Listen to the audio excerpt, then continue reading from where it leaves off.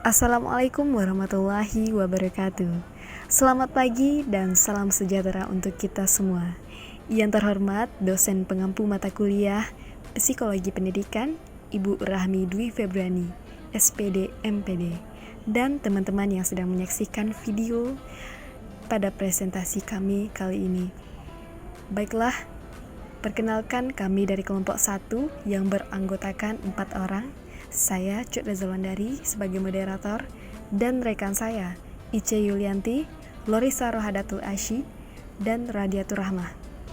Kali ini materi yang akan kami angkat adalah konsep pertumbuhan dan perkembangan.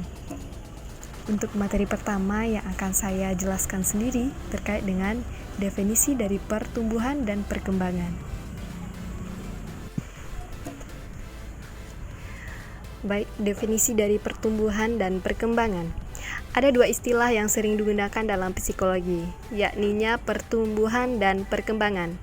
Istilah pertumbuhan mengacu kepada perubahan yang terjadi pada seseorang dalam segi fisik, komposisi hormonal, sel, dan disposisi biologis, baik yang tampak dari luar maupun organ-organ tubuh yang tidak tampak, yang hanya dapat dideteksi oleh alat khusus. Dan dalam pengertian ini, pertumbuhan merupakan perubahan yang bersifat kuantitas dalam struktur fisik seseorang, seperti tinggi badan yang makin bertambah. Perubahan yang bersifat kuantitas ini lebih konkret. Dan definisi dari perkembangan ini dapat diartikan sebagai akibat dari perubahan kematangan dan kesiapan fisik yang memiliki potensi untuk melakukan suatu aktivitas sehingga individu telah mempunyai suatu pengalaman. Dengan pengalaman ini, ia akan dapat melakukan suatu aktivitas yang sama dalam waktu mendatang. Tolak ukur untuk melihat adanya perkembangan seseorang individu ialah pada aspek kemampuan yang dimiliki sesuai dengan tahap perkembangannya.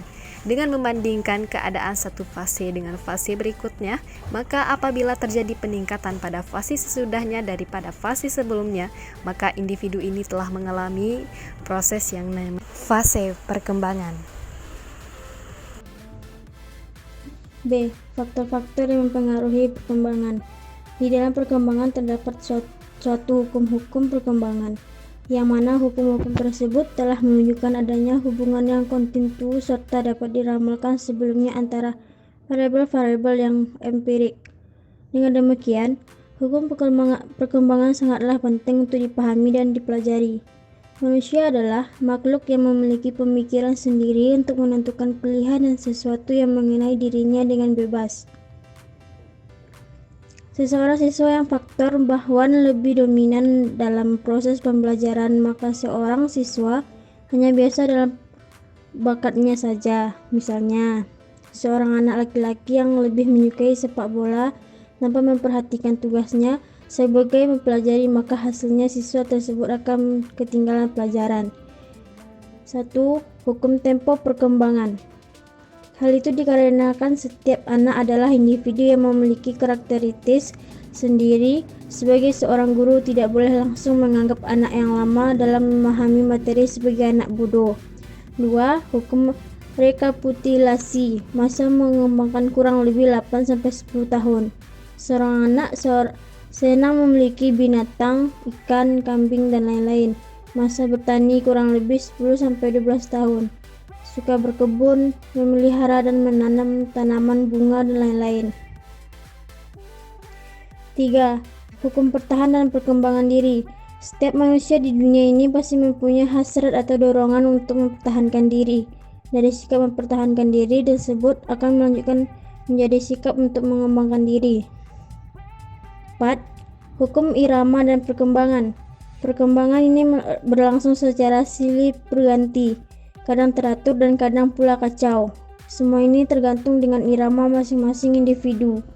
Meskipun individu memiliki irama dan tempo yang berbeda, disertai bakat yang berbeda, namun individu tersebut masih mengikuti garis perkembangan umum. 5. Keluarga merupakan lingkungan pertama dan utama yang memberikan banyak pengaruh terhadap berbagai aspek perkembangan sosial anak. Keluarga merupakan media sosialisasi yang paling efektif bagi anak. 6. Kematangan.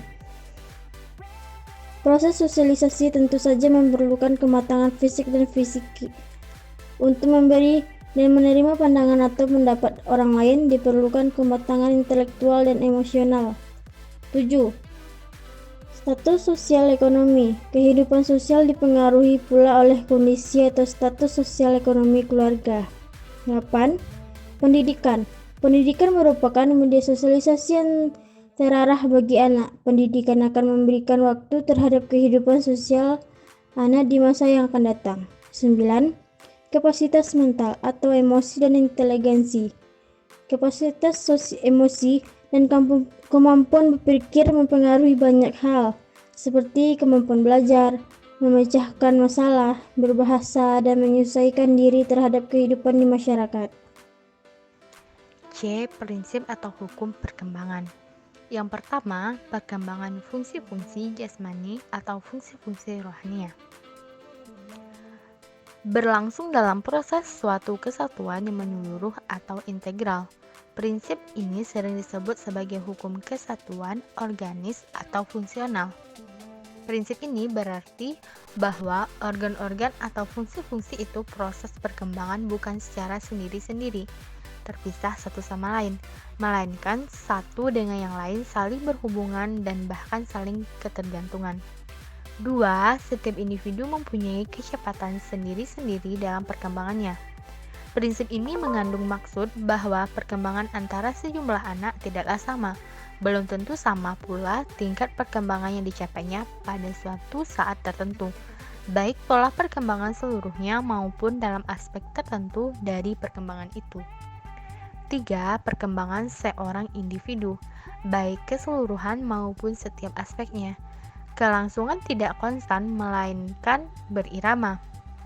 Ini berarti bahwa proses perkembangan itu kadang-kadang cepat dan kadang-kadang lambat. Prinsip ini disebut juga dengan hukum irama atau ritme perkembangan. 4. Proses perkembangan itu mengikuti pola tertentu. Prinsip ini menyatakan bahwa setiap aspek perkembangan kelangsungan mengikuti aturan yang relatif tetap, sesuai dengan perkembangan itu sendiri. Misalnya, perkembangan kecepatan berjalan dimulai dengan berdiri sambil berpegangan, selanjutnya berdiri tanpa berpegangan, melangkah sambil jatuh sampai melangkah dan berjalan seperti biasa. 5. Proses perkembangan berlangsung secara berkesinambungan. Dengan prinsip ini berarti apa yang sudah dicapai pada saat-saat yang lalu merupakan bagian tak terpisahkan dengan bagian-bagian sebelumnya. Oleh karena itu, adanya periode-periode perkembangan yang diadakan adalah sekedar untuk memahami perkembangan, karena sebenarnya tidak ada perubahan yang meledak. Prinsip ini disebut juga dengan hukum kontinuitas perkembangan. Baiklah, saya Radiatur Rahma dengan NIM 1903140.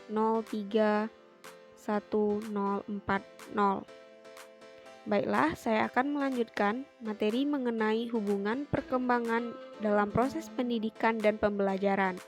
Yang pertama, ada faktor genetika atau hereditas. Menurut Samsu Yusuf, hereditas merupakan totalitas karakteristik individu yang diwariskan orang tua kepada anak, atau segala potensi baik fisik maupun psikis yang dimiliki individu sejak masa konsepsi sebagai pewarisan dari pihak orang tua melalui gen. Masa dalam kandungan dipandang sebagai periode kritis dalam perkembangan kepribadian individu, sebab tidak hanya sebagai saat pembentukan pola-pola kepribadian, tetapi juga sebagai masa pembentukan kemampuan-kemampuan yang menentukan jenis penyesuaian individu terhadap kehidupan setelah kelahiran. Yang kedua, ada faktor lingkungan. Menurut Samsu Yusuf, lingkungan adalah keseluruhan fenomena, peristiwa, situasi, kondisi fisik alam, atau sosial yang mempengaruhi atau dipengaruhi perkembangan individu. Yang ketiga, ada lingkungan keluarga. Alasan pentingnya peranan keluarga adalah yang pertama, keluarga merupakan kelompok sosial pertama yang menjadi pusat identifikasi anak. Yang kedua, keluarga merupakan lingkungan pertama yang mengenalkan nilai-nilai kehidupan.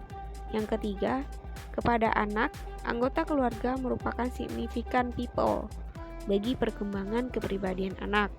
Yang keempat, keluarga sebagai institusi yang memfasilitasi kebutuhan dasar insan, baik fisik maupun biologis, bahkan sosiopsikologis. Anak banyak menghabiskan waktunya di rumah. Yang keempat, lingkungan sekolah.